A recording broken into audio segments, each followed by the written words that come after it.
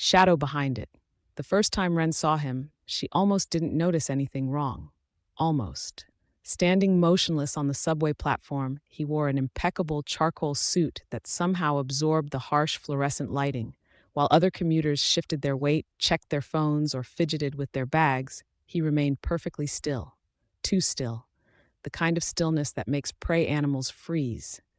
Wren found herself cataloging details. It was what she did best. Height approximately 6'4", build slim, hair dark, styled conventionally.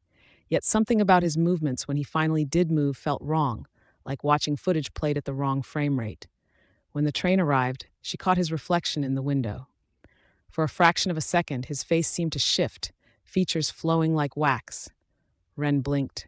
By the time her eyes reopened, he was gone. She might have dismissed it entirely if she hadn't seen him again the next day, and the next.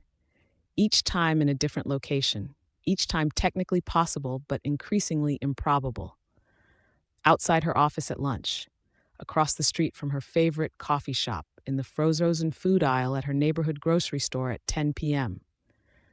The security cameras never caught him properly. When Wren convinced the grocery store manager to check the footage, the figure appeared as a dark smear, the video distorting around him like a corrupted file. She started keeping track in a spreadsheet: date, time, location. Then she added new columns as patterns emerged.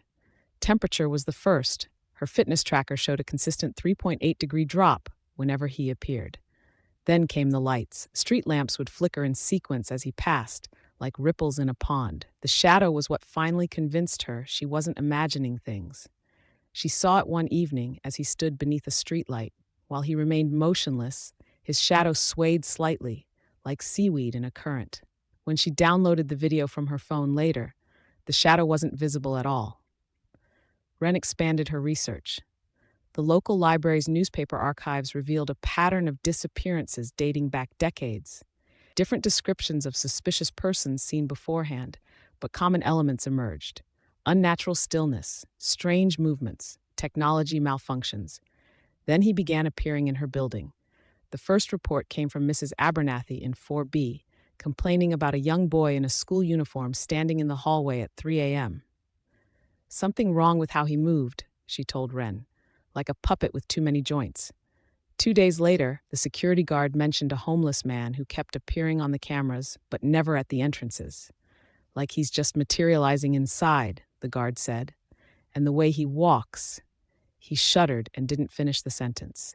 Different descriptions, but always that same unnatural fluidity of movement. The scratching started at night, subtle at first, like mice in the walls, but growing louder. When Wren pressed her ear against the wall, it stopped and resumed from inside her closet.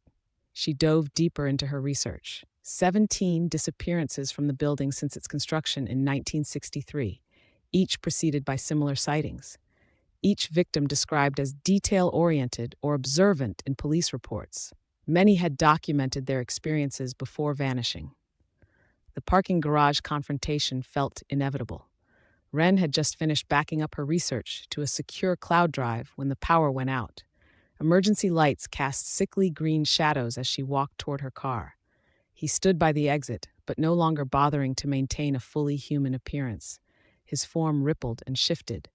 Businessman, schoolboy, homeless man, elderly woman, features flowing together like oil on water.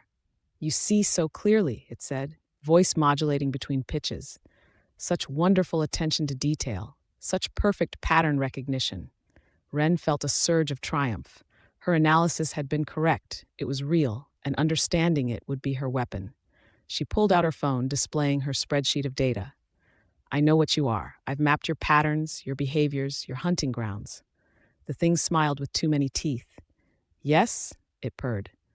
As it flowed toward her, Wren realized her mistake. Knowledge hadn't been her salvation. It had been the bait. Her desperate need to understand, to analyze, to document. That's what it had been nurturing all along. "I understand it now," she whispered, fingers moving across her phone one last time. "That's what you wanted all along." The message uploaded to her cloud drive just before the phone shorted out. Agent Sarah Winters stared at the spreadsheets projected on the precinct wall. Meticulous notes, detailed patterns, cross-referenced data, all leading to an empty parking garage and security footage that showed Wren entering but never leaving. Temperature drops, light patterns, shadow anomalies, her partner read from Wren's final document. She mapped it all out, even predicted where it would appear next. Sarah rubbed her eyes, trying to focus. Something about the patterns was tugging at her mind, begging to be understood. Across the street, a tall figure in a charcoal suit stood perfectly still, watching. When Sarah looked again, it was gone. The security footage would later show no one had been there at all.